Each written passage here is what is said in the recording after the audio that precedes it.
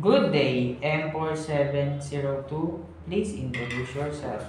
Good day, ma'am and sir. My name is Mary Grace Panchito P. Herrera. I am 38 years old. I am happily married with two kids. Their ages are 14 years old and 12 years old right now. I am undergraduate in high school. Okay, Miss Mary Quiz. I saw that you have experience in Doha, Qatar. As a helper, what are your main duty and responsibility? My main duties and responsibilities in Doha, Qatar as domestic helper is cleaning house, cooking, ironing, washing clothes, gardening, and marketing. Sometimes I will taking care the disabled Elderly, right? sir. Disabled elderly? Yes, sir. Okay. And also, you're taking care of? And also taking care of pet like dog and cats. Okay. And you have also experience here in the Philippines. As a helper, what your main duty and responsibility? My main duties and responsibilities is cooking, cleaning the house, washing clothes, ironing, marketing, gardening, and also taking care of the baby. They're 11 months 11 old, right? months old. Okay. And you're also taking care of pet? Yes, like dog and cat. Okay.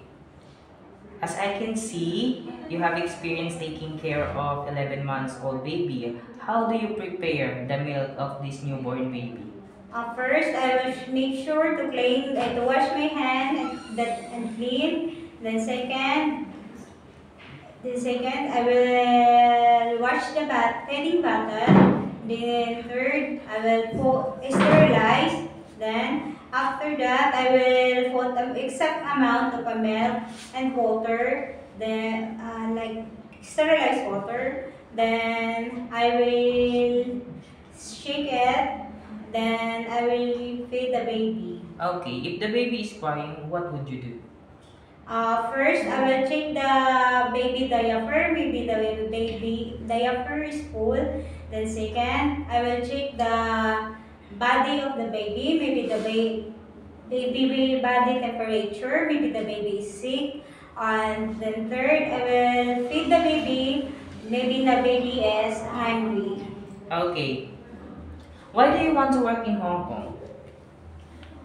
Because I want to give a better future of my children.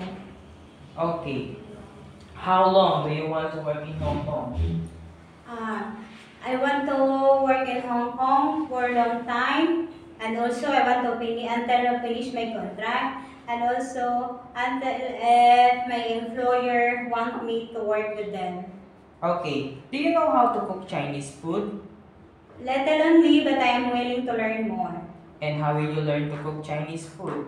Like in social media, like YouTube, watching YouTube, and also in cookbook. Okay. If the employer prepared some food that you are not familiar of, it is okay to you to eat the food that the employer prepared for you.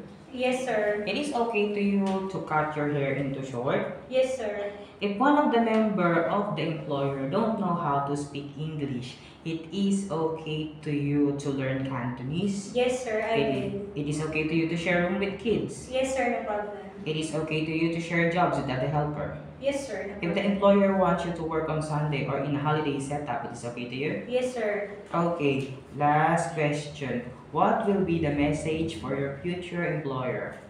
To my future employer, hello, ma'am and sir, I hope you will hire me and select me as your domestic helper. I will promise to you, I will finish my contract with you, and I will promise that I will serve for your family. I will do my very best, and also I am a trustworthy person. I am honest and kind person. Okay, thank you very much, Miss M4702 Marie Grace.